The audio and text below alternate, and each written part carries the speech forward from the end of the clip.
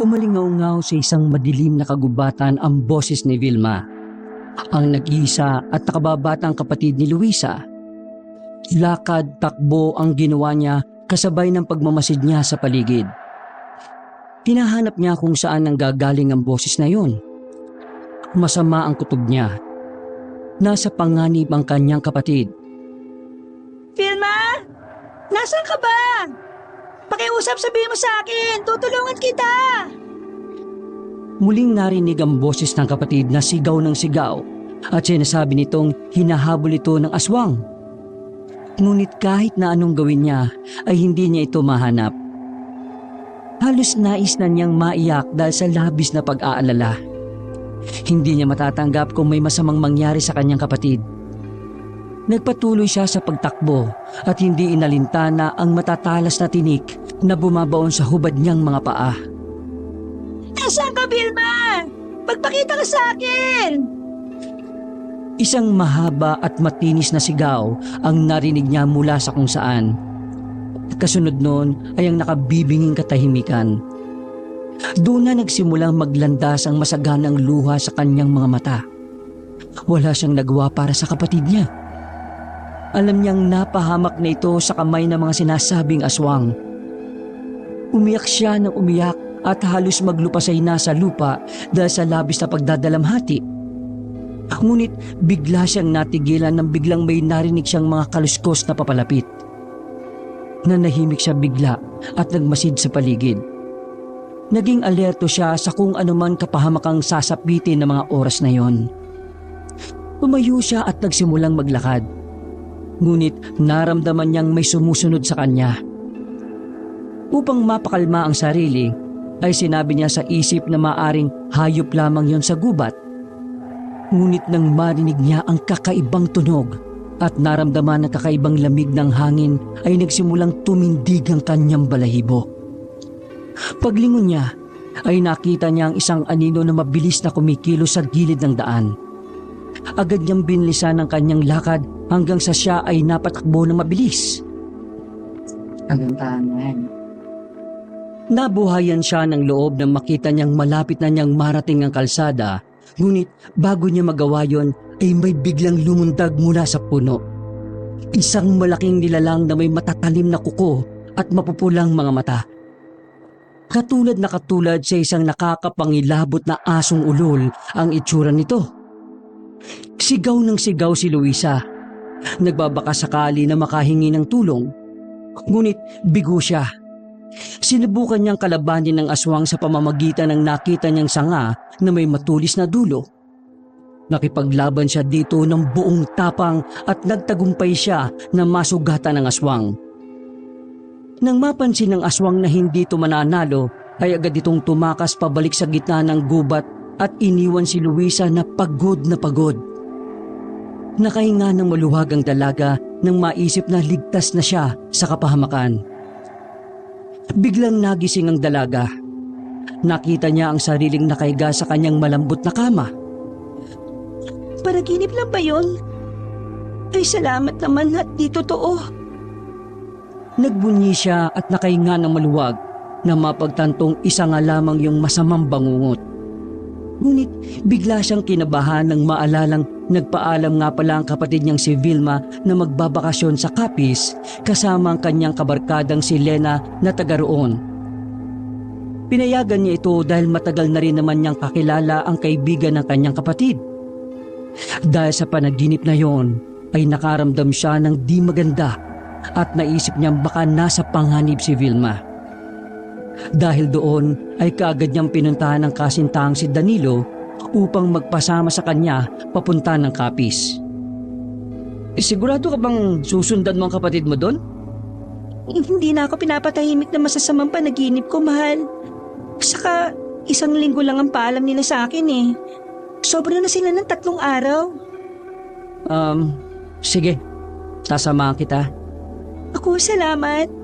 Kailangan natin makita agad ng kapatid ko para mapanatag naman ako. Alam mo naman na mahal ko yun, diba? Ayaw ko mawala siya sa akin. Siya na lang ang natitira kong pamilya eh. Oo, naiintindihan ko. Kaya lang Nangangamba ako sa mga bagay na pwede natin kaharapin sa lugar na yun eh. Ha? Bakit? Ano naman ang ikinababahala mo? Hindi kasi natin kabisado yung lugar at maging ang mga taong naninirahan doon. Paano kung tayo o ikaw naman ang mapahamak? Hindi naman ako mapapahamak eh. Dahil alam ko na ipagtatanggol mo ako sakaling may loko-lokong tao na magtatangka sa akin na masama. Eh mabuti nga sana kung masamang tao lang eh. Eh paano kung masamang aswang? Aswang? Hindi naman totoong aswang eh. Sa maniwala ka man o hindi, Luisa, totoong merong aswang. At ang lugar na pupuntahan natin ay pinaniniwala ang naninirahan doon ng iba't ibang klase ng mga aswang. Hindi naman siguro literal na aswang ang kahulugan ng aking mga panaginip. Basta, para sa akin, hindi totoo mga aswang hanggat hindi ako nakakita ng isa. Eh di ikaw ang bahala. Basta wag mo akong sisisihin pag nagkataon. Bagamat mula pagkabata ay lumaki siya sa mapamahiing pamilya ay hindi siya naniniwala sa mga nilalang na hindi pa nakikita ng mismong mga mata niya. Pero dahil sa panaginip niyang yon, sa loob-loob niya ay baka nga posibleng totoo ang mga nilalang na yon. At doon siya mas natatakot para kay Vilma. Agad-agad ay pumunta siya ng terminal at sumakay sa bus. Naging mapayapa naman ang kanilang naging biyahe. Halos 20 oras ang kanilang naging biyahe mula Maynila hanggang sa Bacolod. Nang malapit na silang makapunta sa daungan ng mga barko, ay biglang bumuhos ang napakalakas na ulan. Dumilim ang kalsadang kanilang tinatahak. Hindi mapakali ang binatang si Danilo habang panay ang tanaw sa bintana. Nakaupo ang dalawa sa likod ng driver. Manong, hindi ho ba delikado ang biyahe kapag ganitong maulan? Tanong nito sa driver. Pero imbis na sagutin siya nito, ay isang ngisi lang ang pinakawala ng lalaki. Hindi nito sinagot ang tanong. Kaya lalong nabahala si Danilo sa kakatuwang ikinikilos ng driver na yon. Samantala, si Luisa naman ay hindi na pinagtutuunan ng pansin ang bagay na yon. Nakatingin lamang siya sa labas ng bintana ng bus at tahimik na pinagmamasdan ang malakas na buhos ng ulan. Sana wag naman malakas ang alon sa dagat mamaya kapag sumakay na tayo ng ferry. Yan ba ang pinag-aalala mo kanina pa? Oo Nakakatakot ang bumiyahe sa tubig kapag malalakas ang alon. Isa pa, sabi ng tatay ko, kapag unang beses ka raw pupunta sa isang isla at malakas ang alon, binabalaan ka daw ng dagat sa posibleng kapahamakan na darating. Pero kung sakali man, mahal, tutuloy pa rin ako Dahil kung di naman natin makikita ng buhay ang kapatid ko, ay para na rin akong namatay noon. Sige, kung yun ang pasya mo talaga, sasamahan kita maski ano pang panganib ang haharapin natin. Salamat kasi palagi ka nandyan para suportahan ako at tulungan ako sa mga problema ko. Na-appreciate ko talaga lahat ng ginagawa mo para sa akin. Wala kang dapat na ipagpasalamat. Ganun talaga yung nagmamahalan, nagtutulungan at sinusuportahan ng isa't isa.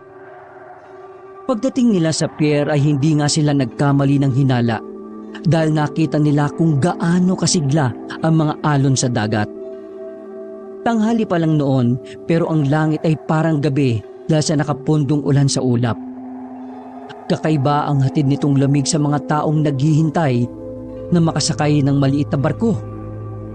Nang medyo humina na ang malakas na patak ng ulan, ay saka pinasakay ang mga tao. Ngunit nang nasa kalagitnaan na sila ng biyahe, ay muling bumuhos ang napakalakas na ulan na may kasama pang kulog at kidlat.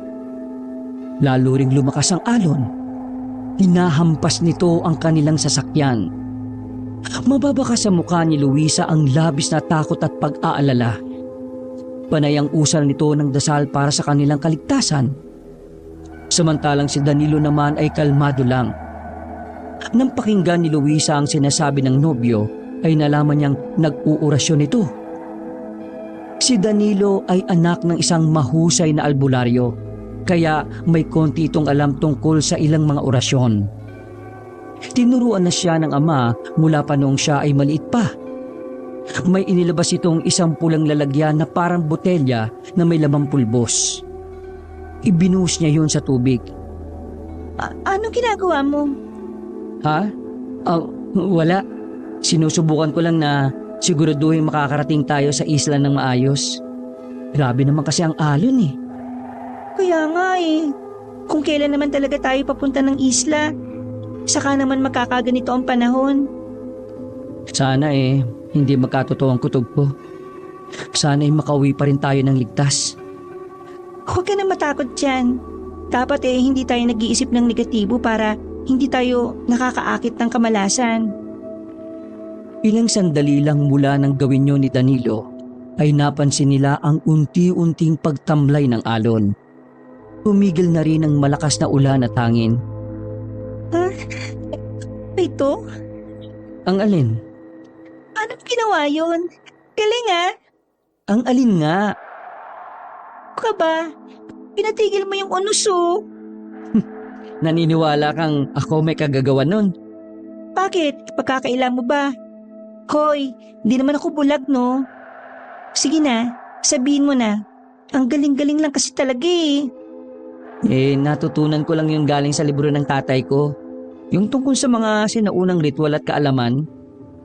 Mukhang totoo na ikaw na ang magiging albularyo Kaya lang masyado ka pang bata para maging katulad ng tatay mo. Ano ka ba? Wala naman sa edad ang pagiging albularyo, no? Magtatakip silim na nang narating nila ang probinsya ng Capiz.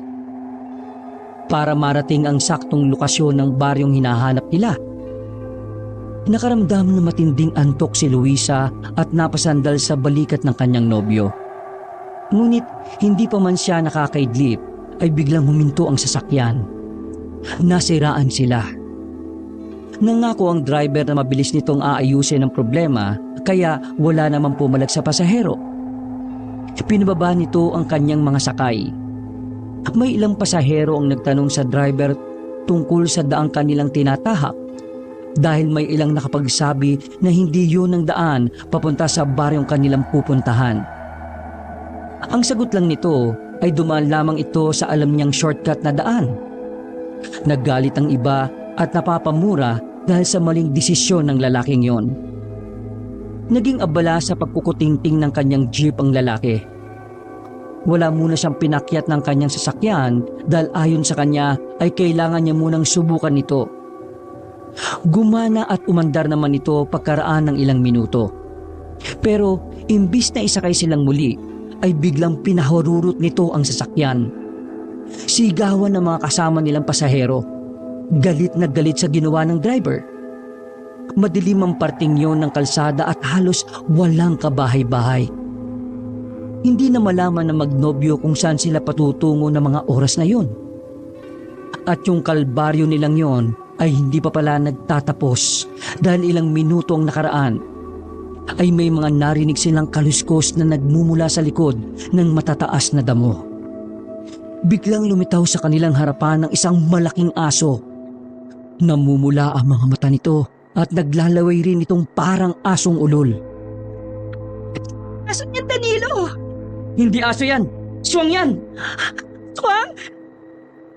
Dahil sa nakita ay tila natuod at natulala na lang ang dalaga sa kanyang nakita. Hindi siya makapaniwalang totoo ngang merong aswang. Ang kanilang mga kasama ay mabilis na nagpulasan at nagkanya-kanya ng takbo. Silang dalawa ang tanging naiwan sa harapan ng kinatatakutang aso. Mas lalong kinain ng takot si Luisa nang makita niyang halos dumoble ang laki ng aso at mas lalo itong naging mabangis sa kanyang paningin. Titig na titig ito sa kanya. Halika na! Luisa! Takbo na! Nakatulala lamang ang babae. Sa kanyang paningin ay parang nag-slow motion ang lahat. Naririnig niya ang boses ng kasintahan pero ang atensyon niya ay sa papalapit na aswang. Hayop ka! Layuan mo ang nobya ko! Sa muling pagsigaw ni Danilo ay biglang tila nagising ang diwa ng babae at naging alerto na ito sa nangyayari. nakita niyang hinataw ni Danilo nang napulot nitong sanga ang aswang. Pero parang hindi naman ito ininda ng kalaban. "Tingnan ko lang kung hindi ka pa tatablan nito!" Hinagisa nito ng asin ng aso, pero tulad ng una ay hindi nito ininda ang pangontra. Mas lalo lang itong naging mas mabangis. Kaya wala nang nagawa ang dalawa kundi ang tumakbo sa abot ng kanilang makakaya. Sumunod sa kanila ang aswang na tila sila talaga ang punterya nito. Sinubukan nilang tumakbo sa loob ng gubat at nagtago sa likod ng isang malaking puno. "Ano, ayos ka lang ba?" Umiling si Luisa at parang maiiyak na. Isinandal nito ang likod sa puno. Sabihin mo nga sa akin, hindi ba ako nananaginip lang? "Hindi, Luisa. Ang nararanasan natin ngayon ay totoong nangyayari." Kung ganun tama ka. Sana'y nakinig na lang ako sa iyo. Sana'y nagpalipas na lang tayo ng oras sa pier at di na muna tumuloy dito. Tama ka rin na baka ito na yung babala ng dagat kaya ayaw niya tayong patuloyin sa biyahe. Shh! Huwag ka nang maingay. Huwag ka mag-alala. Tingnan mo, tahimik na ang paligid. Parang nailigaw na natin yung aswang. Ha? Sigurado ka? Oo. Hindi ko na nararamdaman yung presensya niya eh. Ligtas na tayo. Pero, nasaan kaya tayo? Siguro mas mainam kung dito na lang muna tayo magpalipas ng gabi. Hindi magandang magpagala-gala pa tayo sa lansangan eh. Mukha namang ligtas ang lugar na ito sa palagay ko. Wala namang problema sa akin. Siguro pakabubuting salita ng gawin nating pagtulog para meron pa rin magbabantay. O sige, payag ako dun. Pero mauna ka na. Gigisingin na lang kita kapag kailangan ko na rin matulog. Maayos namang nakatulog si Luisa sa ilalim ng puno. Hindi na ginising ni Danilo ang kanyang nobya. Siya na ang nagtiyagang magbantay sa paligid. Papasikat na ang araw nang ipinikit niya ang kanyang mga mata. Alam niyang sa pagkakataong yun kasi ay ligtas na sila. Mataas na ang tirik ng araw nang magising si Luisa. Nakita niyang natutulog pa rin si Danilo. Bigla siyang napabalikwas nang makita ang kasalukuyan nilang sitwasyon noon. Agad niyang ginising si Danilo. Nagpatuloy sila sa paglalakad. Hindi nila alam kung gaano katagal na silang nagpapaikot-ikot sa gubat bago nila marating ang isang maliit at makitid na kalsada paglabas nila sa gubat. Tiningnan ni Luisa ang bitbit na puting papel kung saan nakasulat ang address na kanilang pupuntahan. Anong klaseng lugar naman kaya ito? Hindi ko alam, mahal. Nakakatakot naman dito. Parang may kakaiba sa lugar na ito. Liblib ang lugar na kanilang napuntahan. Mapuno yun at talaga namang di pa naaabot ng sibilisasyon. Ang mga bahay ay gawa pa lang sa kugon ang bubong, samantalang ang mga dingding ay mula sa pinagpatong-patong na dahon ng anahaw na inipit sa kawayan. Dikit-dikit halos sa mga bahay pero sa pagpapatuloy nila ng paglalakad ay naging malayo na ang distansya ng bawat bahay. Wala silang nakitang tao maski isa sa lugar na yon. Lahat ng kubo ay nakapinit. May nadaanan silang sapa. At mula doon sa wakas ay nakakita sila ng isang matandang lalaki. Siguro ay nasa edad 50 ang estrangherong yon ayon na rin sa kanilang nakitang kilos at pangangatawan nito. Nilapitan nila ito at kanilang tinanong. Tatang, pari po ba magtanong? Hindi sila sinagot na matanda. Bagkus ay tiningnan lamang sila ng masama sabay iling. Nagtaka ang dalawa sa ikinilis niyang yon. Pero dahil sa wala sila mapagpipilian pang iba na pwedeng pagtanungan, ay muli nilang tinanong ang matanda at nagbabaka sakali silang makatanggap na ng sagot. Tatang, alam niyo po ba yung address na nakasulat dito sa papel? Sino kaya? Anong ginagawa niyo dito? May hinahanap lang po kaming dalaga. Kapatid siya ng nobya ko. Ang pangalan po niya ay Vilma. Hindi ko siya kilala. Baka ho matulungan niyo po kaming mahanap yung lugar na ito, tatang. Mahalaga po kasi na mahanap namin si Vilme. Sumama po kasi siya sa kaibigan niya na taga dito para magbakasyon. Umalis na kayo dito. Kung ano man ang sadya nyo sa lugar na ito, ay huwag na kayong tumuloy. Delikado ang lugar na ito para sa inyong mga dayo. Tsak na may nagbabantay na sa inyo at nakamanman. Kaya habang maaga pa at maliwanag pa ang sikat ng araw, ay umuwi na kayo. Maaari niyong puntahan ang ilang lugar dito, huwag lang ang baryong ito. Pero hindi po pwedeng... Umalis na kayo! Kung sakali man na nagpunta sa lugar na yan ang kapatid mo, natitiyak kong wala na siya. Kaya huwag na kayo mag-aksaya pa ng panahon. Umalis na kayo kung gusto niyo pang mabuhay. Delikado ang lugar na yon para sa inyong mga dayo. Pagkatapos sabihin niyo na matandang lalaki ay tumalikod na ito. Napansin nilang maruming-marumi ang kasuotan nito na akala mo'y parang ilang araw nang nagbubungkal ng lupa. Tumingin sila sa paligid. Subalit wala naman silang nakitang magpapatunay sa kanilang iniisip. Dahil hindi nasagot ng lalaking yon ng kanilang tanong, ay muli silang nagpatuloy sa paglalakad. Isang matandang babae naman ang nakita nilang nasa kanilang unahan at naglalakad. Binilisan nila ang kanilang lakad upang maabutan yon. Nay, maulang galang na po. Mari po bang magtanong? Nagtatanong ka na, iha. Ay, hindi po yun ang ibig kong sabihin. Inilabas nito ang kapirasong papel kung saan nakasulat ang address na pupuntahan nila. Anong gagawin niyo sa lugar na ito? May hinahanap lamang po kaming tao. Importante po kasi sa amin ang taong yan eh. Kaya sana'y matulungan niyo po kami. Alam ko ang baryong ito, iha. Sa katunayan doon nga ako papunta. Taga dyan ako eh. Ay, talaga po? Naku, maraming salamat naman. Sino ba yung hinahanap ninyo? Hinahanap po namin yung kapatid ko eh. Yung barkada po niya ay taga dito. Nung isang linggo pa po sila bumiyahe, pero hanggang ngayon hindi pa po bumabalik ng bahay. Kaya sinundan ko na. Baka po may kilala kayong Luisa? Ako, pasensya ka na, Ining. Sa dami ng mga bagong kabataan sa lugar namin hindi ko na sila halos kilala. Nay, may tanong po ako. Ligtas po ba sa baryo ninyo? Wala po bang aswang? Nako, Ining. Sa tanda kong ito hindi pa ako nakakakita ng aswang. Haka-haka lamang yan ng mga taong walang magawa sa buhay. Meron po kasing nakapagsabi sa amin na delikado daw po ang baryong ito. Sino naman ang nagsabi? May nasa lubong po kaming matandang lalaki na gusgusin kanina. Madumi ang kanyang damit.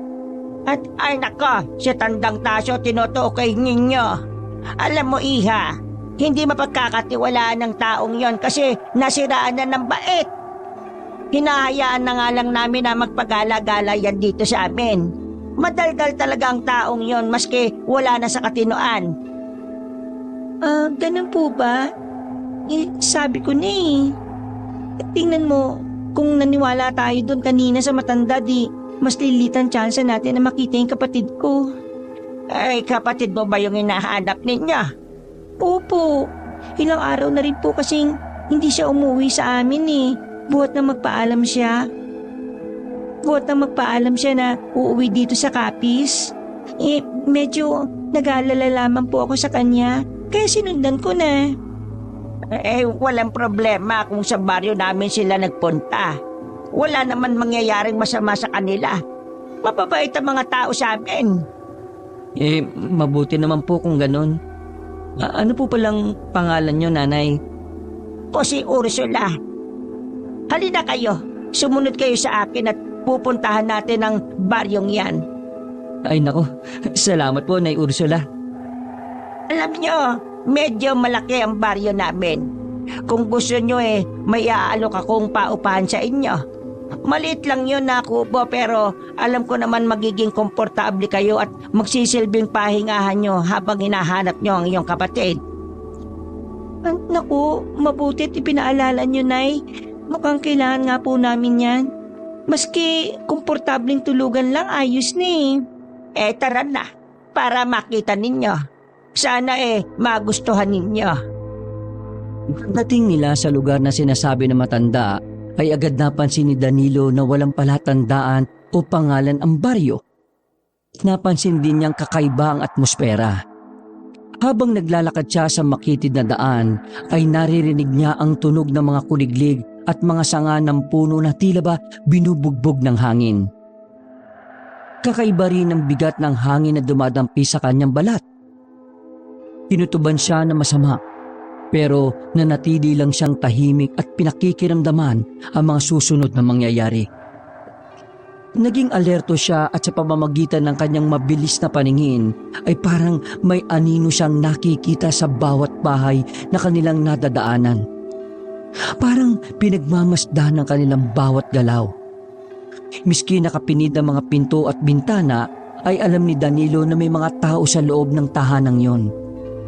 At kung bakit sila lumalabas sa araw, walang ideya ang binata kung bakit. Pagkaraan ng medyo mahaba-habang lakaran ay hinatid sila ni Aling Ursula sa isang dampa. May silong ito at may maliit na hagdan papunta sa pinto ng kubo. Nang buksan na matanda ito, ay tumambad sa kanila ang isang silid tulugan na kasya ang 2 tao. May nakita silang nakahanda ng banig na nakarolyo sa tabi at may nakahandang 2 unan. Walang kusina at wala ring sala at palikuran ang paupahang yon. Bagamat ganun ang kubo, ay tanggap pa rin nila dahil gusto na rin nilang magpahinga. Lalong-lalo na si Danilo dahil napuyat siya nung gabi. Nais niyang maiunat na sa totoong higaan ang kanyang sumasakit na likod. Ano? Ayos ba sa inyo ang kubong ito? Opo, ayos na nanay. Kukunin na po namin to. Magkano ba yung iuupa namin dito sa bawat araw na ilalagi namin? Huwag na muna natin pag-usapan yan. Saka na lang kapag malapit na kayong umuwi. Sigurado ba kayo?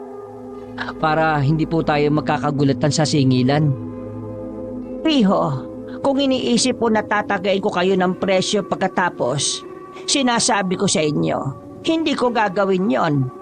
Dahil pwede ko namang ibigay talaga sa inyo ng libre yan. Kaya huwag kang mag-alala. Mababa lang ang singil ko. Kung ganun sige po, kayong bahala. Maraming salamat po. Siya, maiwan ko muna kayo ha. Mamaya padadalhan ko na lang kayo kay Totoy ng makakain. Naku, nakakahiya naman ho. Kayong mahiya, maliit na bagay lang yon. Saka kasali sa babayaran yung upa ang pagkain kaya huwag kayong mahihiya. Ay, ganun po ba? Sige ho, kung kasama po sa upa, ayos na rin po. Sayang talaga no. Hindi nyo inabutan yung pista dito noong nakaraang linggo. Ano ho? Nagkaroon ho ng pista dito? Oo, iha. Masaya dito magpiesta. Napakaraming pagkain ang inihahanda ng bawat kabahayan. Buhay na buhay ang mga tao dito lalo na sa gabi. Sa gabi lang po lumalabas ang mga tao dito? Ay hindi iha. Ang ibig kong sabihin noong may okasyon lang. Kasi dito may mga nakawiwiling palabas na nagaganap sa gabi. Parang sa amin din po sa gabi ang palabas. May mga labanan ng kanta, sayawan at iba pa. Ayon, iha. Parang ganun din dito. O siya. Sige, aalis na ako at ako'y matutulog pa. Magpahinga na kayo at alam kong pagod kayo sa biyahe. Siya nga pala. Ano ngang pangalan ninyo? Ako po si Luisa at dito naman po si Danilo, yung nobyo ko. Masaya akong nakilala ko kayo. Sige ha, pakihintay na lang yung apo ko dito mamaya. Sige ho, Aling Ursula. Salamat po ha. Pagkaalis ng matandang babae ay labis na nagulat ang magkasintahan nang biglang nagsilabasa ng mga tao sa kani-kanilang mga tahanan. Nagumpukan ng mga ito at nakatanong sa kanila. Ang iba ay napansin pa nga ni Luisa na matalim na nakatitig sa kanya Kaya naman bigla siyang napahawak at nailabas niya mula sa loob ng damit ang suot niyang kwintas na may palumuti ng San Benito na may basbas ng banal na tubig mula sa simbahan.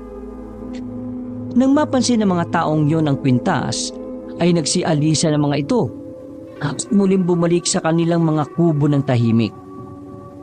Mas nakakatakot pala yung lugar na ito kaysa sa inaasahan ko. Huwag kang mag-alala. Ako ang bahala sa'yo.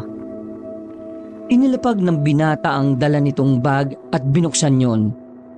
May inilabas siya doon na isang plastic bag. Marami pala itong baon na mga pangontra sa aswang tulad ng asin at ilang piraso ng bawang. Ano yan, mahal ko? May bala ka ba magluto? Wala bakit ka naman natatawa dyan? Pasensya ka na natatawa ko dahil ako kasi hindi ko akalain na handang-handa ka para sa gera. Siyempre, ikaw ba naman magkakaroon ng tatay na isang albularyo? Nung marinig niyang dito tayo pupunta agad niyang inihanda ang lahat ng ito Mabuti na lang talaga at pinayagan kanyang samahan ako. Kasi nga, halos ituring na rin kayo ni tatay ng kanyang mga kaanak. Alam mo naman yun, di ba? Matalik silang magkaibigan ng inyong ama. Kaya, huwag ka nang magtaka. Ano ba yung mga dala mo? Patingin nga. Tuloy, ituro mo na rin sa akin kung paano gamitin yan. O sige, sasabihin ko sa'yo. Pero, walang halong biro. Mabuti na lang talaga may ganito. Kasi, nakaligtas tayo sa aswang na yon. Buti naging epektibo yung isang pangontra. Dahil kung hindi, naku, baka kagabi pa lang patay na tayo. Kaya nga mukhang totoong pinamumugaran ng aswang lugar na ito. Kakayanin pa natin sila kung sakali? Kailangan natin mapag-aralan kung anong klase sila ng aswang. Para alam natin kung anong kanilang magiging kahinaan. Kung aswang ang mga tao dito, ibig sabihin ay nagsisinungaling si Aling Ursula? Hindi ko mahuli mata niya kanina Hindi ako sigurado kung aswang ba siya o hindi. Bakit? May paraan ba para makita kung aswang ang itsura ng tao? Sabi ni tatay, aswang ang tao kapag baliktad tayo sa refleksyon ng kanilang mga mata. Ano pa ang ibang palatandaan? Lagi silang seryoso at hindi madalas lumabas ng bahay. Mabaho rin ang kanilang mga hininga. Masabi mo bang di lumalabas ng bahay pag-araw? Yung mga tao dito, hindi ba napansin na parang kakaiba sila? Ano ka ba? Yung ginawa nila sa tingin mo, hindi kayo mapapansin? Kailangan natin mag-ingat, mahal ko. Mukhang mapapalaban tayo dito. Kinakabahan at natatakot ako.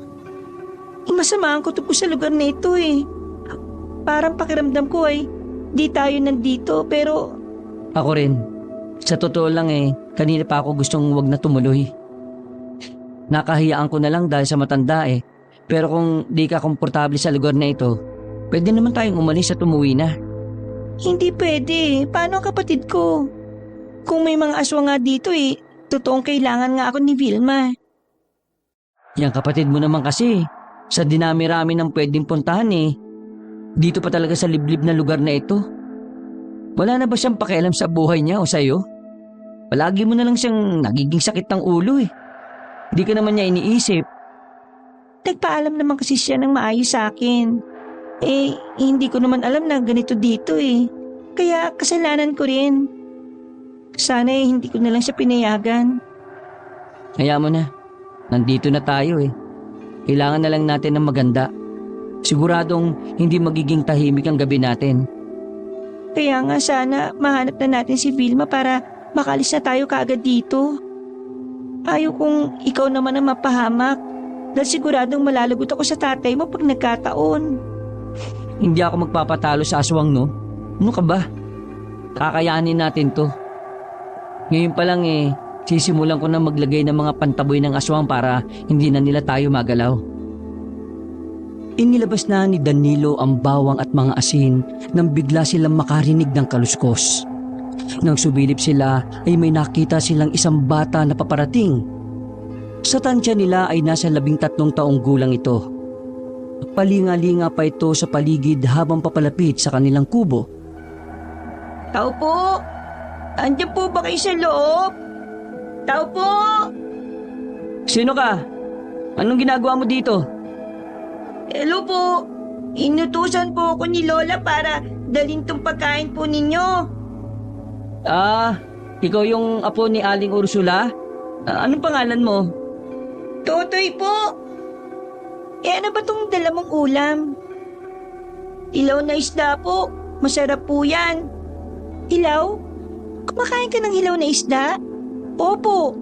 Masarap po ang hilaw lalo na pagkakarne. Salamat dito bata Wala pong anuman. Matanong ko lang, matagal ka na bang kumakain nito? Opo.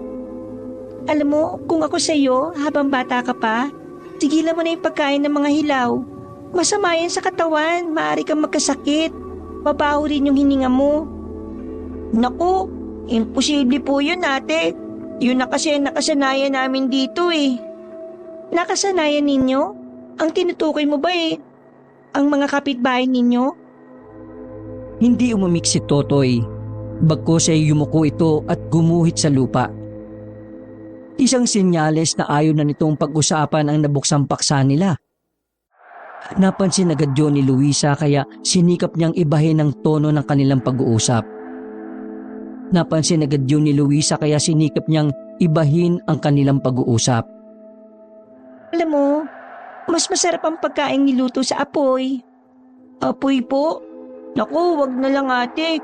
Takot po ako sa apoy Saka kung sakali man hindi ko rin kakainin pag naluto kasi wala na daw yung sustansya Basura na po yun sa amin. Nagtinginan sila ni Danilo sa sinabing yun ng bata. Dahil doon ay mas lumakas ang kanilang suspetsa na pinamumugaran nga ng aswang ang lugar na yon. Sige po, magpapaalam na po ako sa inyo. Baka po iniantay na po ko ni Lola Mag-iingat po kayo Sige, pakisabi kay Lola mo, salamat ulit dito sa ulam Wala po nga naman ate. Dahil kumpirmado na nilang di mapagkakatiwalaan ng sinumang tao sa lugar na yon, ay hindi kampante ang dalawa sa dalang pagkain ng bata. Bagkus ay kinuha nila ito at dinala sa silong ng kubo. Diyan ka na muna. Pagukay lang ako ng butas para mapagtapunan nitong isda. Bilin sa akin ni tatay huwag na huwag daw tayong kakain ng mga pagkain bigay ng mga aswang. Bakit daw? Dahil tuso sila. Ang pagkain galing sa kanila ay pwedeng may laway nila na pwede tayong mahawa sa pagkaaswang. Meron naman, nilalagyan nila ng pampatulog para mas madali sa kanila na mabiktima tayo. Kung ganun bilisan mo ng pagbaon sa isdang yan. Baka magkaroon pa tayo ng sakit dyan Hindi natin alam kung ano ang binabalak nila kaya doble pag-iingat ang kailangan natin. Yung bata, may kakaiba ako napansin sa kanya Ano yun? Yung hininga niya, hindi yung ba naamoy? Parang amoy na bulok na hayop. Hindi naman nakapagtataka yun kasi sabi nga niya, di ba? Hilaw na mga karne ang kanilang kinakain. Ang mas katakataka ay bakit siya takot sa apoy at kung bakit... Teka, Oh, ano yun? ang takot sa apoy ang bata. Ibig sabihin, takot din sa apoy ang mga kinatatakutan nating aswang. Magsusunog tayo? Kung maaari, bakit di natin gawin? Pandagdag proteksyon din natin. O siya, ilibing mo na yan. Bago pa magapunan. Magpahinga na muna tayo para mamayang gabi may lakas tayong magpuyat. Agad na gumawa ng maliit na butas si Danilo sa silong ng kubong yon at doon ibinaon niya ang isdang bigay ni Totoy. Pagkatapos ay saka na bumalik sa loob ang dalawa. Naglabas na lamang sila ng baong tinapay at dilata sa bag na siya nilang kinain para sa pananghalian. Nang matapos ay isinarado na nila ang pinto at natulog na pansamantala. Mag-aalas 5 na halos ng hapon nang magising si Luisa. Agad niyang ginising ang kanyang kasintahan dahil oras na ng kanilang paghahanda.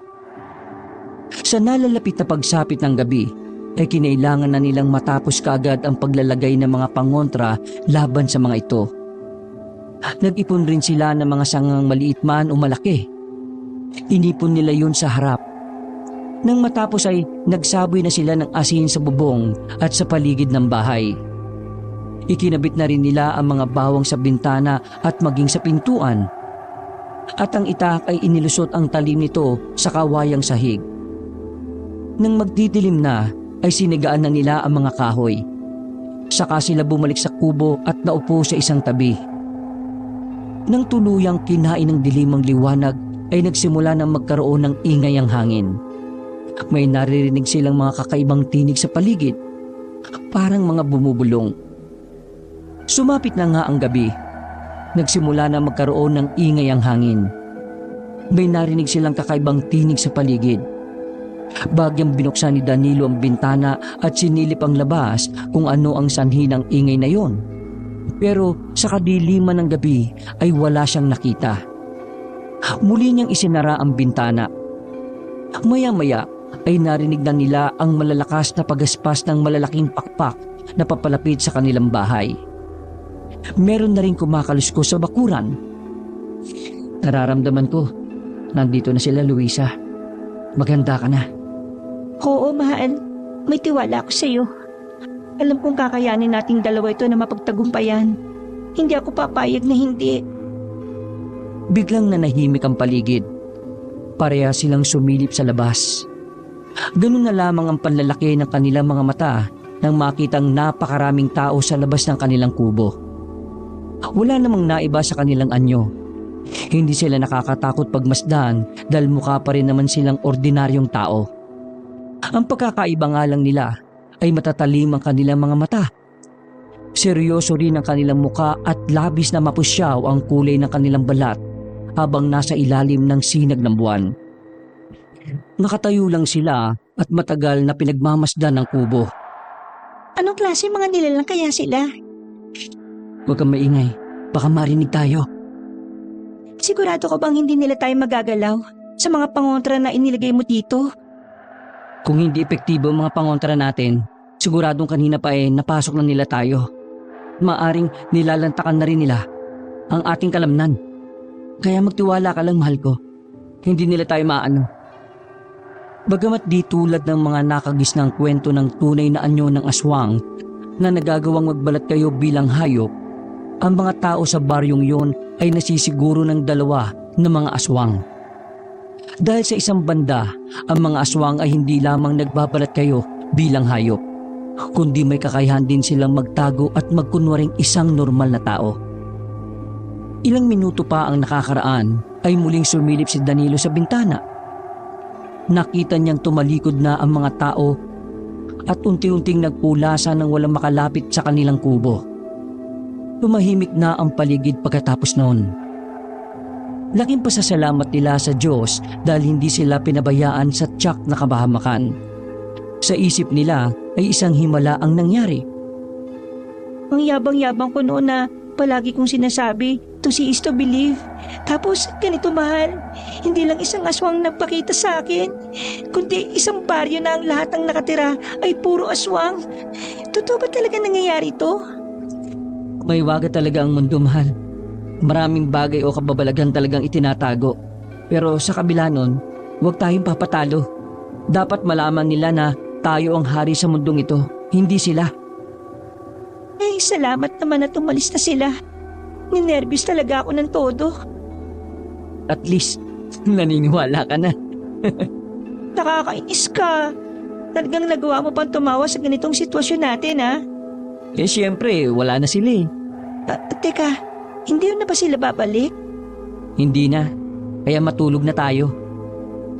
Parang hindi ko kaya matulog ngayong kumpirmado ng totoo ngang may aswang sa lugar na ito. Paano kung may masamang nangyari sa kapatid ko? Huwag ka muna mag-isip ng negatibo. Mahanap natin si Vilma. Sana nga. Kasi hindi ko kakayanin pag nagkataon. Hindi ko alam ang gagawin ko kung mawawala siya ng ganun-ganun lang. Bukas na bukas, mag-iikot tayo sa lugar na ito. Hahanapin natin siya sa oras na mahina ang mga nilalang na yan. Matutulog na nga sana ang dalawa, ngunit bigla silang muling inabala ng isang tunog na parang huni ng baboy. Gumagawa ito ng ingay mula sa ilalim ng kanilang kubo. Teka, naririnig mo ba yon? May baboy sa ilalim? Shh! Teka, pakinggan muna natin kung ano yung ginagawa niya. Hawakan mo tong buntot pagi at ako naman ay kukunin ko yung itak at susubukan kong ilusot-lusot ito sa pagitan ng mga kawayang sahig. Narinig nilang tila may hinuhukay sa ilalim ang hayop na yon at ang kasunod nun ay ang malakas na paglasab nito na tila may kinakain. Hindi kaya yung isda yung hinukay niya? Maaari. Pero bakit? Ano naman ang gagawin niya doon? Kinakain niya malamang. Hindi mo ba naririnig? Nang maubos ng baboy ang ibinaon nilang isda, ay tahimik na rin itong umalis at tuluyang naglaho sa kakahuyan. Kaya kahit papaano ay napanatag na ang dalawa at nagawa nilang matulog na mapayapa sa gabing yon. Kinabukasan ay maaga silang lumabas at naglibot sa lugar. Naghanap sila ng mga palatandaan kung saan maaari nilang mahanap ang babaeng hinahanap. Tulad ng unang araw nila doon, makikitang nakapinid ang mga pinto ng bawat kabahayan. Animoy isang abandonadong lugar na walang katao-tao. Tahimik, ngunit ang katahimikang yon ang nagbibigay ng nakakatakot na atmosfera para sa mga estranghero. Ilang sandali pa'y napadpad sila sa may bandang ilog. May maliit na kagubatan silang nakita. Sa kanilang paglalakad ay biglang nagkaroon ng aksidente. Nahulog sa isang buta si Luisa. Isang patibong na hindi nila alam kung sino ang gawa o kung para saan. Mainam na lamang at hindi kasamang nahulog si Danilo. Ito ang gumawa ng paraan upang maiahaw ng kasintahan sa butas na yon. Naganap siya ng baging at ito ang ginamit niya para makuha si Luisa. Ayos ka lang ba, mahal? May masakit ba sa'yo? Okay lang ako. Hindi naman kataasan ng butas kaya konting galis lang ang natamo ko. Sino kaya naglagay ng pitag na ito? Kakaloka. Mukhang kailangan talaga nating mag-ingat maging sa daraanan natin kasi may mga ganyan palang patibong. Kaya nga eh. Ano, gusto mo na bang bumalik na tayo sa kubo? Mainam na nga siguro. Uy, bakit ganyan ang mukha mo? Parang Biyernes Santo. Nag-aalala lang naman kasi ako eh. Paano to? Paano natin hahanapin? Saan tayo magsisimula, mahal? Hindi ko rin alam eh. Pero kung sadya talaga na di natin makikita si Vilma dito, pupunta tayo sa bayan at magpapatulong tayo sa mga pulis. Oo, mabuti pa nga. Maglalakad na sana sila pabalik ng kubo pero bigla nilang nakasalubong ang isang matandang lalaki. Nakakatakot ang anyo nito dahil sa kasuotan nitong napakadumi. Maputik din ang kanyang mga kamay at paa. Tapos ay may hawak itong pala. Kayo na naman. Anong ginagawa niyo sa lugar na ito? Hindi ba't binalaan ko na kayo? Ang tigas naman ng ulo ninyo. Papapahaba kayo dito. Sige na, umalis na kayo. Tatang, kayo pala. Tatang kayo pala. Huwag mo nga ako matatang-tatang at hindi naman kita anak. Wala akong pasaway na anak, no? Ang sungit nyo naman po. May gusto lang naman po kami itanong kung maaari. Saka naglalakad-lakad lang naman po kami dito eh. Ano po bang masama doon? Hindi niyo pinakinggan ang babala ko. Matigas ang ulo ninyo. Kung mapapahama kayo sa lugar na ito, wala kayong ibang sisisihin kundi ang mga sarili niyo, ha? Pasensya na po. Gusto lang po talaga naming mahanap yung kapatid ko eh. Mamamatay kayo dito. Malis na kayo. Hindi niyo ba alam na kakaibang nila lang ang mga nakatira dito? Alam na po namin. Nakita na po namin kagabi na pawang mga aswang ang nakatira sa baryong ito. Pero hindi kami natatakot sa kanila, tatang. May mga baon kaming pangontra. At sa palagay ba ninyo tatabla sila ng mga pangontra ninyo? Ibang klase ang mga nilalang na naninirahan dito. Hindi nyo sila may tataboy sa pamamagitan ng mga asin at bawang lang. Pero nagawa po namin kagabi. Imposible! Marahil ay may iba silang dahilan kaya hindi nila kayo ginalaw. Mga aswang po sila, di ba? Bakit hindi sila tatablan? Ay nako, saka ko na ipapaliwanag. Sige na, marami pa akong tatapusin. Danilo, anong gagawin natin? Umalis na kayo habang may araw pa. Kung gusto niyo makabalik sa bayan, ay sundan niyo ang agos ng ilog na ito. Ito lang ang tanging paraan para makalabas kayo sa lugar na ito. Pagkasabi nun ay agad na umalis sa matandang lalaki. Naiwang nakatulala si Luisa. Tinitimbang kung ano nga ba ang pinakamabuting gawin. Naisip rin niya kasi baka totoo nga na di sila basta-basta tinatabla ng pangontra dahil isang aswang ang nakalapit sa kanila at nanginain pa ito sa ilalim ng kanilang kubo. Naglakad na sila pauwi sa kanilang kubo. Sa daan ay bigla silang nagtalo. Mukhang kailangan na talagang umalis tayo dito, Luisa. Baka kailangan na natin pakinggan yung sinasabi ng matanda. Pero paano yung kapatid ko? Paano kung nangyari na sa kanya yung panaginip ko? Mahal, yung gubat. Baka doon natin makikita si Vilma. Doon ko naririnig yung tinig niya sa panaginip ko eh. Nasa loob kami ng gubat. Hindi mo alam kung ano ang pwede nating sagupain sa sinasabi mong lugar, Luisa. Hindi pwede. Hindi ako isang mahusay na albularyo. Oo, magagawa kong ipagtanggol ka sa abot ng aking makakaya. Pero hindi ko naman sigurado kung hanggang saan nakakayahan ko. May hangganan din ako, Luisa. Isipin mo din naman ang sarili mong kapakanan. Hindi nakaimik si Luisa sa sinabing yun ng kasintahan. Alam niyang may punto ito at di na niya kaya pang mga tuwiran. Alam niyang malabo pa ang paghahanap nila kay Vilma sa paghahanap ng karayom sa damuhan. Batid niya yon simula pa. Ngunit ayaw lamang niyang tanggapin.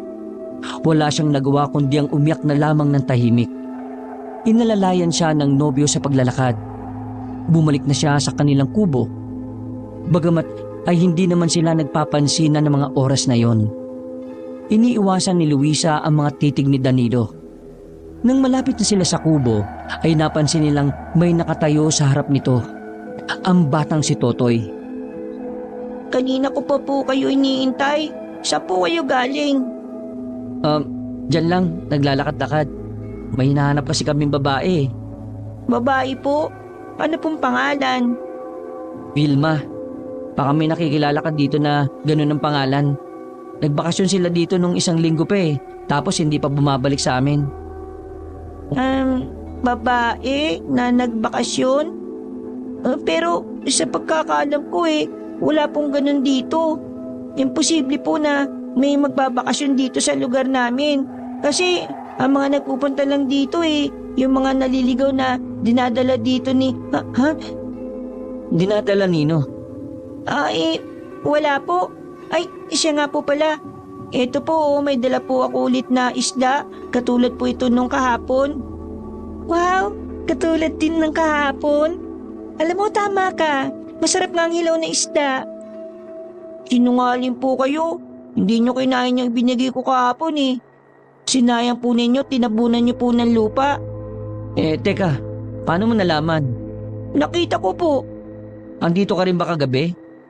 May gusto sana akong tanungin sa'yo eh. Ano po yun? Ang mga tao dito kagabi, may kakaiba silang ikinikilos. Sa palagay mo ba may masama silang balak sa amin? Wala po. Ganun lang po talaga sila kapag may mga bisita. Hindi po sila sanay sa dayo eh. Huwag na lang po ninyong papansinin. Pero nakakatakot sila eh. Akala nga namin isusugurin nila kami dito eh. Naku, hindi po mangyayari yun. Mababait ang mga tao dito sa amin. Sadyang di lang talaga sila palalabas sa umaga kasi yung iba gabi gising. Kung ganun, ibig sabihin may lahi ba kayong aswang? Ano po yung aswang? Mga tao na may kakaibang anyo at kayang manakit o pumatay ng iba. Tapos, kumakain sila ng mga laman loob o karne ng tao. Ay, hindi po. Sa pagkakatanda ko wala pa namang ganun nangyayari dito. Hindi kami pumapatay. Masama po yun, sabi ni Lola. Ganun ba? Opo. Saka hindi kayo maano dito hanggat walang sinasabi ang akong. Akong? Yun po ang tawag namin sa aming leader dito. Si Lola, siya po ang akong. Huwag po kayo maglala. Wala naman masamang gagawin sa inyo si Lola eh. Oo nga pala. Di ba may sinasabi ka kanina tungkol sa mga naliligaw na dayo? Ang lola mo ba ang tagapagdala ng mga dayo dito? Ibig sabihin sadyang dinala kami dito ng lola mo? Pero bakit?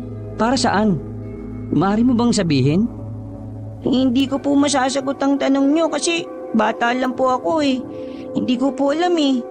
May mga bagay na dapat matatanda lang nakakalam at pwedeng makialam. Papagalitan po ako ni Lola pag masyado ako madaldal. Masensya na po kayo pero alis na po ako. Kapo kasi inaantay na ako ni Lola eh. Uy, bata! Kinakausap pa kita! Huwag kang tumakbo, uy!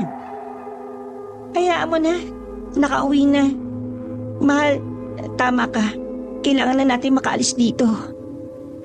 Nagkatinginan si Danilo at Luisa.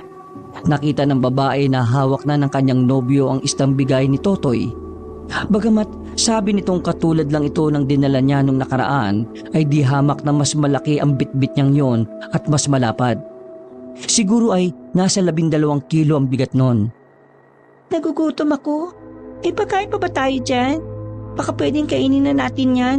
Iluto na lang muna natin para may lakas tayong bumiyahe pa uwi. Hindi natin to pwedeng basta-basta kainin. Hanggat hindi natin sigurado na malinis to. Sinabi ko na sa iyo, di ba? Kung anong dahilan? Inilabas ni Danilo ang isang piraso ng kalamansi.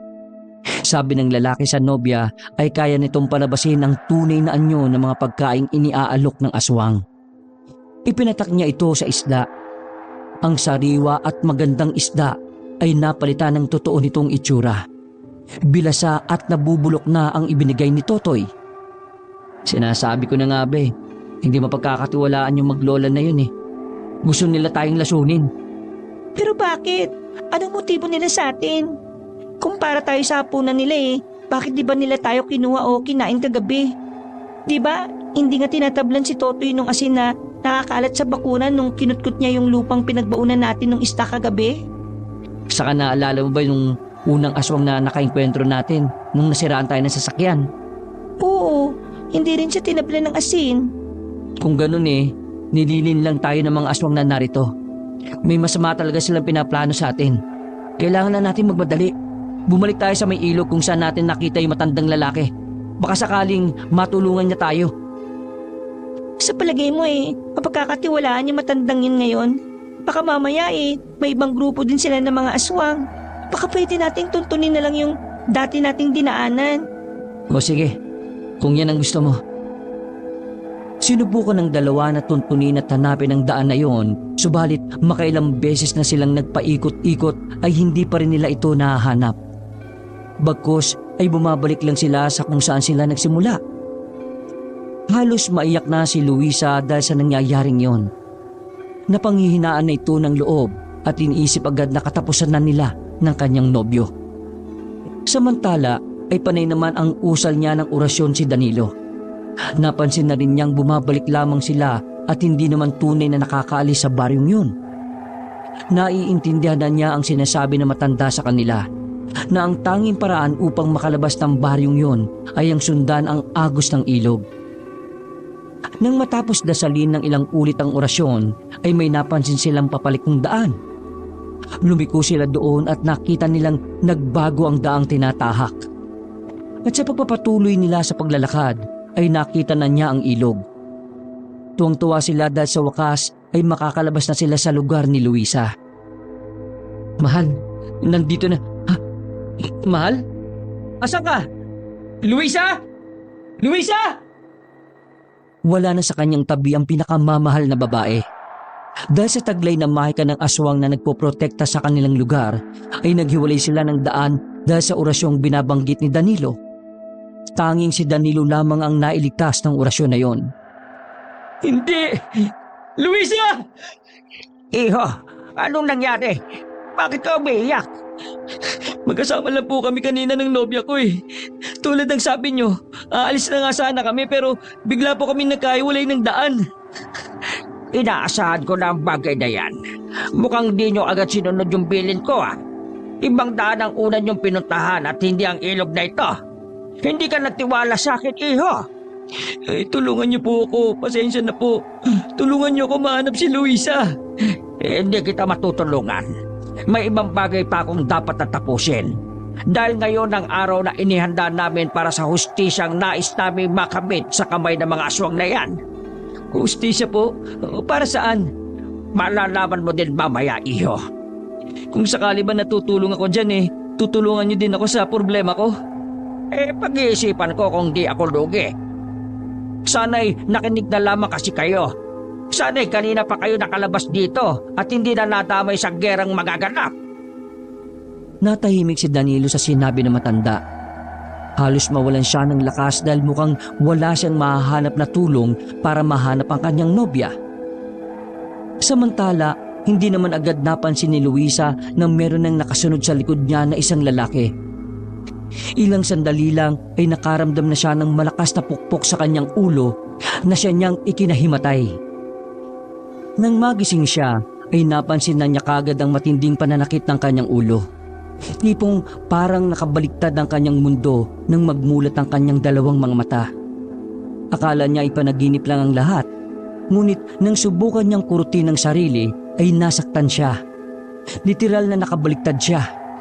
Ang kanyang uluhan ay malapit nang nasa lupa, habang ang nasa may paanan niya ay ang nalalapit ng dumilim na langit. Umiikot din siya ng kusa at parang trumpo na may kung anong kumukontrol dito. Hilong-hilo na ang dalaga at anumang oras ay ibig na niyang magsuka dahil doon. Agad dumagundong ang kabog ng kanyang dibdib dahil sa pangamba at takot. Ilang beses siyang kumurap-kurap para pahupain ang nanlalabo at umiikot na paningin. Lumingalinga rin siya at nagbabaka sakali na malaman kung saan nga ba silang gubat napunta. Ang alam ni Luisa ay nasa kalagitnaan sila ng kagubatan. Palatandaan ng malaki at mayayabong na puno sa paligid niya. Napakarami mga puno at karamihan sa mga ito ay nagkakabit-kabit ng mga sanga, kaya may mga parte ng gubat na di na lumulusong ang sinag ng araw kaya madilim. May narinig siyang malalakas na huni ng ibong uwak. Napatakip siya ng kanyang tenga. Nang mawala ang tunog ay saka pa lamang niya naalala ang huling nangyari sa kanya bago masadlak sa kasalukuyang sitwasyon. Tulong? Tulungan niyo ako! Sa kanyang pagsigaw ay napansin niyang may gumagalaw sa may bandang madamong bahagi. Labis na natakot si Luisa nang makitang lumabas roon ng isang tao na may ulo ng baboy ramok. Tahimik yung nakatanaw sa dalaga. Nakatayo ng tuwid at hindi gumagalaw. Nakatapak ang paa sa lupa. Huwag sa akin! Hindi siya sinagot ng kaharap, bagkus ay naglakad ito palapit sa kanya. Mas lalong nang hilakbot ang dalaga nang makitang tila naglalaway ang bibig ng nilalang. Nangawa mo na! Huwag mo sasaktan! Parang inaapuyan ng kanyang lalamunan sa tindi ng uhaw. Nakailang pakiusap at sigaw na siya sa nilalang na yon at nanatili lang itong tahimik. Naglalaway at nakakatakot, pero hindi naman siya sinasaktan. Maya-maya pa ay bumalik ito sa damuhan ng walang pasabi. Nagsimula siyang magkakakawag. Pilit tinatakasan ng sitwasyong siya ay nakalambitin at nakabaliktad. Isang paa ang nakatali sa makapal na bigkis na nakakonekta sa isa sa mga puno. Doon niya naisip na baka natapakan niya ang isang patibong kaya siya nalagay sa ganoong sitwasyon. Pero hindi. Paano ko makakatapak ng patibong gayong may pumalo sa ulo ko? Sadya kong itinali dito. Sa isiping yon ay bigla siyang nangamba para sa kanyang buhay. Inisip niya na kailangan niyang makaligtas at makalis doon. Dahil anumang oras ay baka may mga dumating ng mababangis na hayop mula sa gubat. At ang malala pa ay kung may dumating na mga aswang para patayin siya. Nanlaki ang kanyang mga mata nang makarinig siya ng malakas na singasing ng isang ahas. Nakita niyang papalapit ang isang makamandag na kobra. Hindi! Tapos ako na talaga! Halos isang dangkal na lang ang layo ng ahas sa kanya at nakamba na itong kagatin siya. Dahil tila kalaban ang tingin ito sa kanya dahil sa kanyang mga galaw. Napapikit ang dalaga nang biglang ibukan nito ang tila malapad na leeg o tenga at ang matatalim nitong pangil. Ngunit ang inaasahang pagkagat ay hindi nangyari. Nawala na din ang tunog ng ahas na kinatatakutan. Pagmulat ng kanyang mga mata ay nakita niyang nakatayo sa harap niya ang batang si Totoy. Nakaramdam ng kaunting ginhawang babae dahil doon. Tulungan mo ako, Totoy. Huwag kang maingay. Ililigtas kita. Basta tumahimik ka lang, ha? Umakit sa puno ang bata at sinubukang kalagan ng tali. Nagtagumpay naman ito, ngunit dahil pabigla ang pagkakababa ni Luisa ay tumama ang ulo niya sa isang nakausling bato. Nahilo ang dalaga, ngunit hindi na niya yun pinansin at ininda. Marahan siyang umupo at kinalma ang sarili. Umalis ka bago pa sila dumating. Hindi ka pwede magtagal dito kundi mamamatay ka. Ha? Mamamatay? Sino papatay sa akin? Huwag ka na po maraming tanong, ate. Sige, iiwan na kita, ha? Sa isang iglap ay biglang nagbago ito ng anyo. Si Totoy ay hindi isang pangkaraniwang bata. Siya ay isang aswang na kayang magpalit ng anyo ng isang baboy ramo. Naglakad na ito palayo sa kanya at mula noon ay di na muli pang nagpakita. Agad siyang tumayo nang mapansing merong dumating. Naghahanap siya ng maaaring mapagtaguan, ngunit tanging ang mga puno lang ang naroroon. Nagkubli siya sa likod ng puno. Nakita niyang lumabas mula sa mga kumpol ng halaman ang 3 nilalang. Marurungi sila at may punit-punit na damit. Wala silang mga panyapak. Lahat sila ay mga nilalang na tao ang katawan, ngunit mabangis na hayop naman ang ulo. Nakatayo lang sila sa may madilim na bahagi at napansin ni Luisa. Agad na nagtanungan ng 3 kung nasa na ang bihag. Hinahanap siya ng mga ito. Sa di inaasahang pagkakataon ay napaatras siya at natapakan ng isang sanga. Gumawa yun ng ingay at napalingon sa kanyang gawi ang 3 nilalang. Dahil doon ay wala na siyang magawa kundi ang tumakbo. Tumakbo siya ng matulin at di alintana ang mga tinik at sangang sumusugat sa kanyang mga paa. Ang nangyayari sa kanya ay parang yung nangyari sa kanyang panaginip. Unti-unting binalot ng kadiliman ng gubat at paunti-unti rin silang nakakalapit kay Luisa. Hindi nagsasalita, humahabol lang. Ilang minuto lang ay alam na ni Luisa na lulubog na ang araw. Ayaw niyang isipin ang maaaring mangyari sa kanya sa sandaling balutin na ng dilim ang gubat na yun.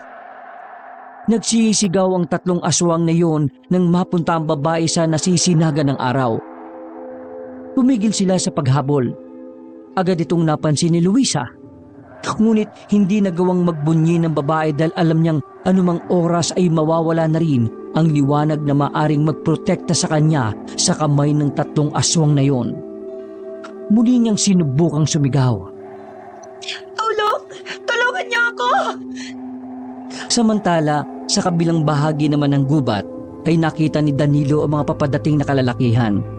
May mga bitbit ang mga ito na nakalagay sa mga bayong. Isang lalaki ang biglang lumabas at nagsisigaw na makita siya. Agad nitong inutos sa kanya mga kasamahan na ilabas ang kanilang mga armas.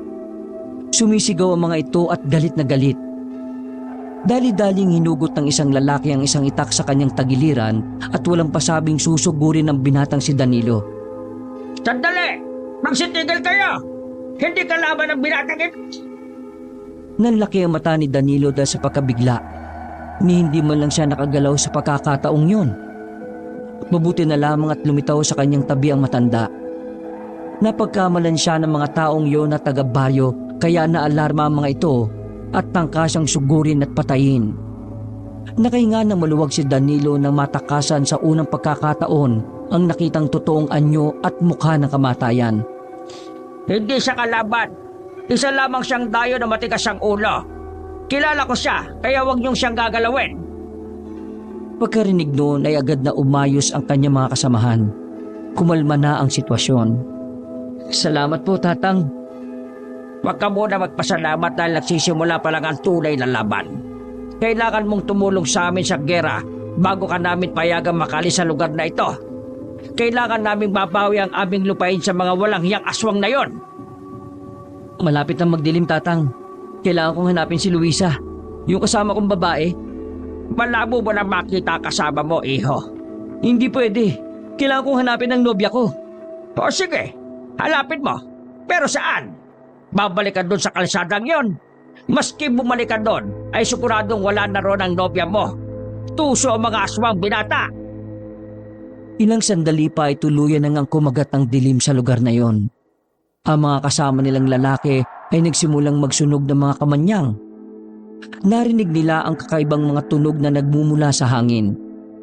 Umalingasaw din hindi ang amoy na nagmumula sa insenso na inilagay sa kamanyang, kundi ang masangsang at mabahong amoy na mula sa mga paparating na aswang. Isang matinis na tinig ang umalingaw-ngaw sa katahimikan ng gabi. Nagsipaghanda sila. Inilabas na ang kanilang mga sandatang matutulis na itak.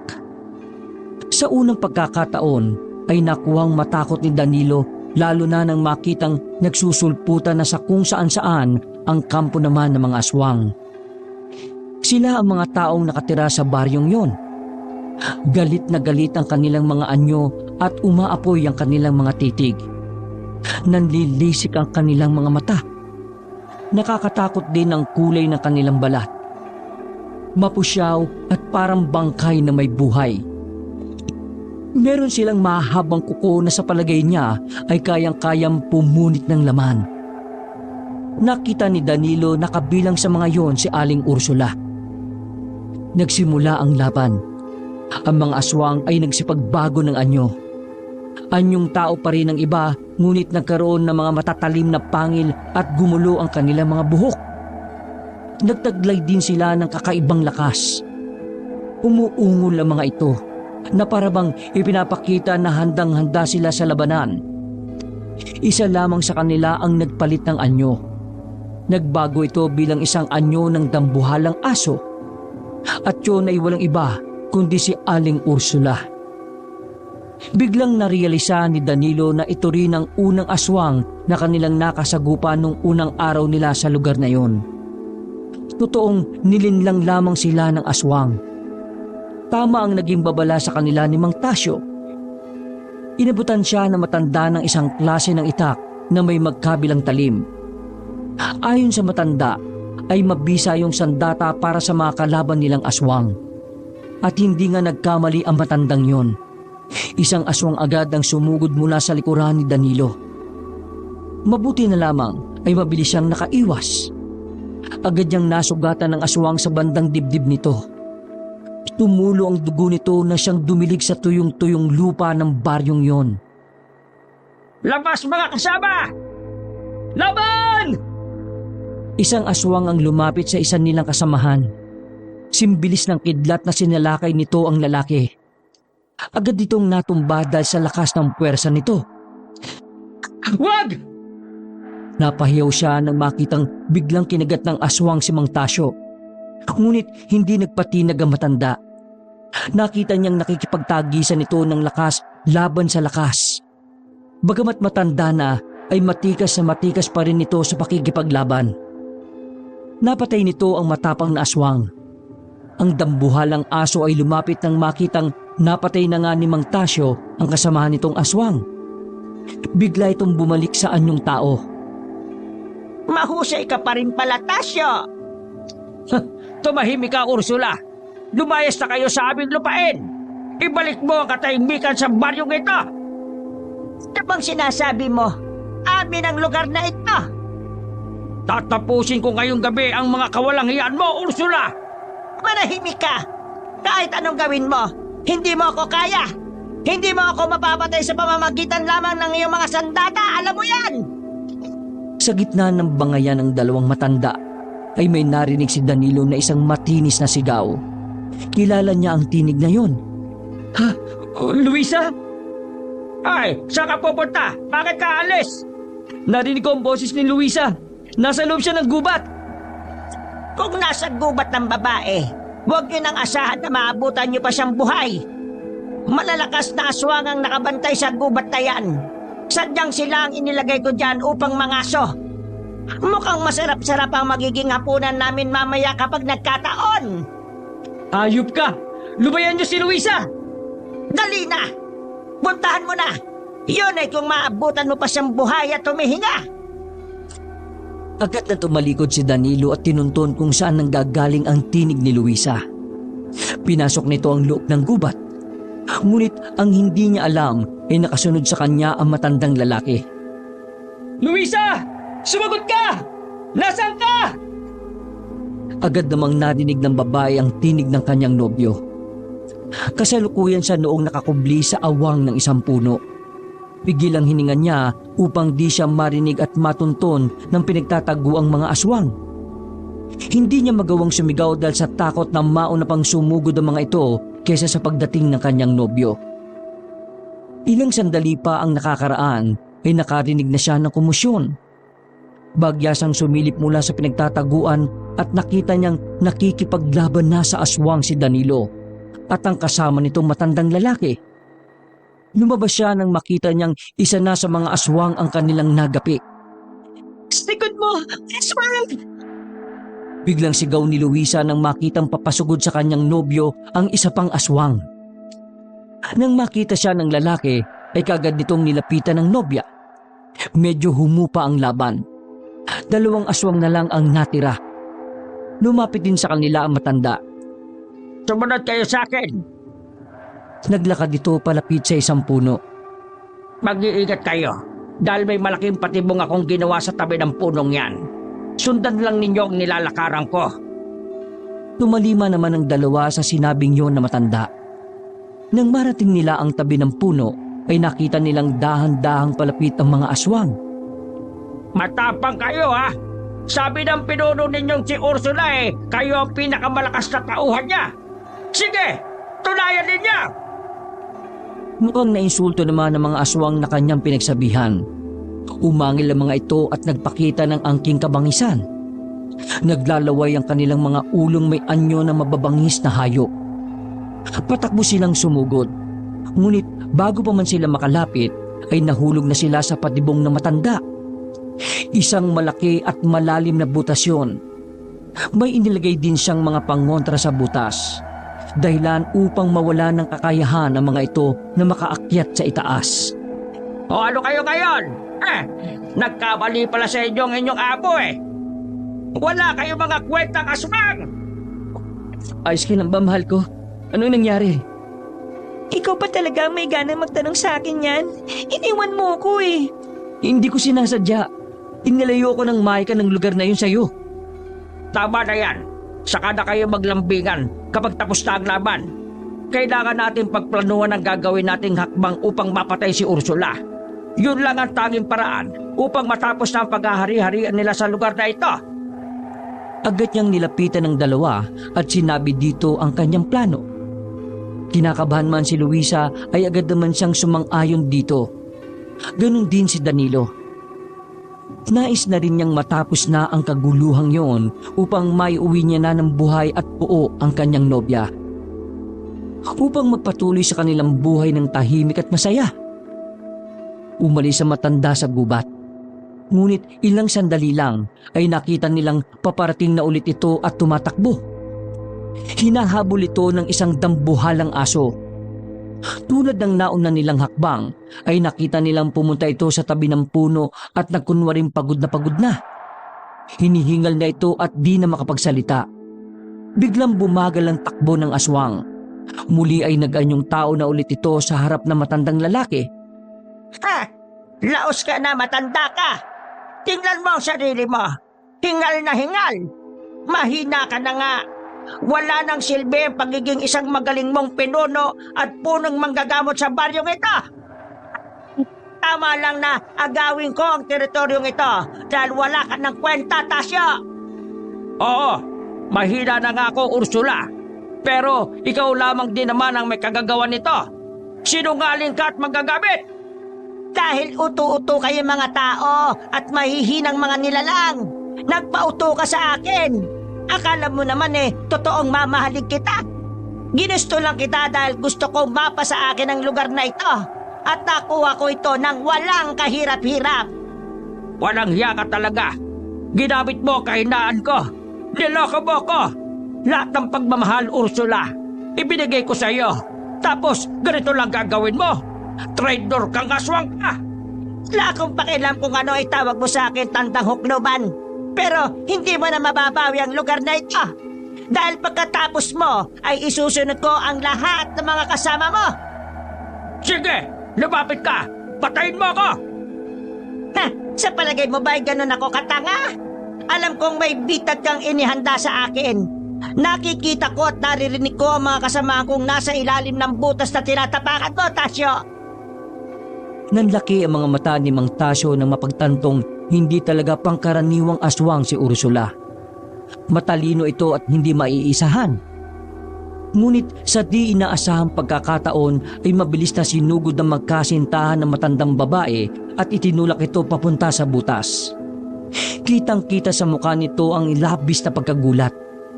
Bagamat hindi ito inaasahan ni Mang Tasyo, ay naisa naman siya na magkasintahan. Hayop kaya! Patay ko kayo kapag nakalabas ako dito! Hindi ka na makakalabas dyan, Ursula! Alam sa'yo! Tinangkapan ng aswang na mag-anyong ibon upang makatakas sa butas na iyon kasama ang dalawang aswang na kasamahan. Subalit naging maagap ang tatlo. Inilagay nila ang isang makapal na net na sadyang iniabang ng matandang si Tasyo kung sakaling mahulog na sa patibong si Ursula.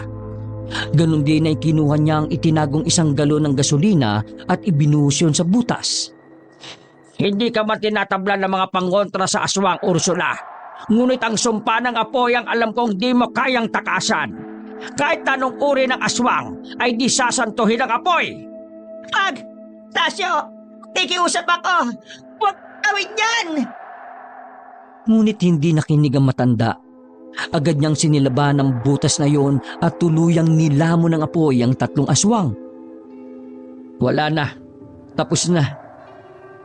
Nang masiguro na nilang patay na ang tatlo, ay kagad silang lumakad pabalik sa pook ng labanan, kung saan naghihintay sa kanila ang kanilang mga kasamahan. Mga kasama, patay na ang leader nila! Nang marinig ito ng mga kapwa aswang ay agad silang nagpulasan at nagkanya-kanya na ng takas. May ilang kalalakihan ang humabol sa mga ito, ngunit naiwan ng iba upang linisin ng ilang mga kalat at gamutin ang mga nasugatan nilang kasamahan. Inayos din nila ang ilang kasama na napaslang. Agad na napayakap ng mahigpit si Luisa kay Danilo. Ligtas na tayo. Natapos na ang labanan. Doon lamang naikwento sa kanila ni Mang Tasyo ang nangyari sa baryong yon. Dating payapa at tahimik ang baryong yon bago dumating ang grupo ni na Ursula. Ngunit nang nanirahan ng mga ito doon ay biglang kumalat ang kakaibang sakit sa mga taong naninirahan doon. Hindi nalaman kaagad ni Mang Tasyo ang pagkakalat nila ng lagim at pangahawa sa mga tao. Bigla ring nagsidatingan ng ilan pa nilang kasamahan hanggang sa di na nila namalayan na unti-unti na pala silang sinasakop ng mga aswang. Nalaman lang ito ng matanda nang mahubaran niya ang totoong pagkatao ng babaeng bumihag ng kanyang puso na si Aling Ursula. Dahil alam na matanda na wala siyang laban sa babae dahil ang aswang na ito ay nabibilang sa pinakamalakas na uri ng aswang. Hindi sapat ang kanyang lakas at galing kumpara sa kakayahan ni Aling Ursula. Kaya kinausap niya ang kanyang mga kababaryo at nagpasya silang lisanin ng pook na yon. Ginawa nila yon upang sila ay makapagplano ng gagawing hakbang kung paano mababawi ang kanilang lugar. At nagtagumpay nga sila sa gerang aswang laban sa mga taong tunay na nagmamay-ari ng baryong yon. Samantala, ay malungkot na umuwi ng lungsod si Luisa dahil hindi niya natagpuan ang kanyang kapatid.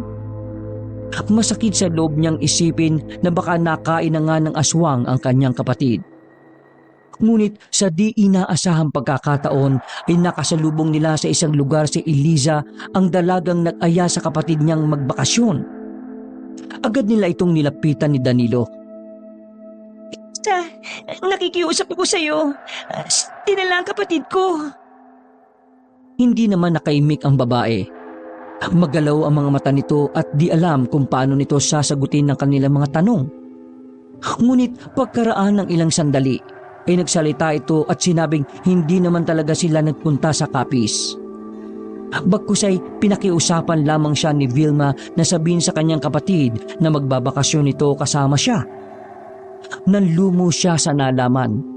Nakipagtanan pala ang kanyang kapatid at nalaman din niyang buntis na ito. Pinagtakpan lamang pala ni Eliza ang kabulastugang ginawa ng kanyang kaibigan. Labis na nasaktan ng dalaga sa nalaman. Halos nawalan ng lakas ang kanyang tuhod. Mabuti na lamang at naging maagap si Danilo na saluhin siya at tulungang muling makatayo. Mahal, magpakatatag ka. At tuluyang lumuha ang luha sa mga mata ni Luisa. Dala ng labis na hinanakit sa ginawa ng pinakamamahal niyang kapatid na si Vilma. Niloko siya ng kanyang kapatid at nang dahil sa pagbubulid nito ng kasinungalingang yon ay muntik ng buhay nila ng nobyo ang naging kapalit. Wakas,